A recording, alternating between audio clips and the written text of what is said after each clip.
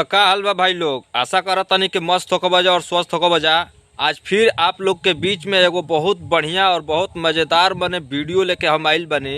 इतना अच्छा मने वीडियो बाटे वो दूगो लड़कन के कि मैंने उन्हनी के गायकी के और आवाज़ के मैंने इतना तारीफ हम करत तनी। आप लोग भी अगर देखम तो कहम कि मैंने वाकई में वो लड़कन के मैंने आवाज़ बाटे अब बहुत खूबसूरत मैंने वो गाना गईले बनस। आ कहे के मतलब ये बा कि भाई देखा रोड पर जौन लड़का गायकी करत न बहुत कम ही लोग उन्हनी के सपोर्ट लोग करता और सहयोग करता। तो हम चाहम कि लड़कन के पहले आप लोग वीडियो देखी जा, तब आप लोग के समझ में आई कि हाँ कितना मने अच्छा ही गायकी लड़का करता। ऐसा लड़कन का सपोर्ट करे के चाही कि ना करे के चाही। तो भाई लोग हम चाहतनी कि पहले भाई लड़कन के वीडियो पहले देखा जाए।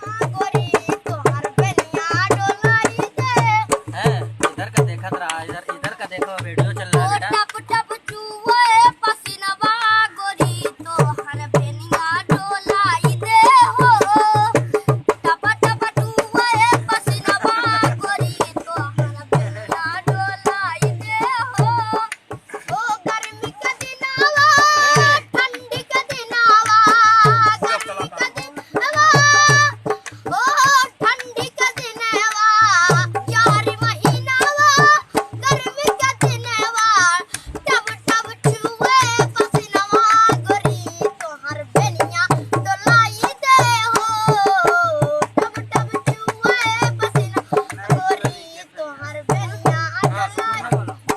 तो भाई लोग देखला जना वीडियो कैसन लागल है।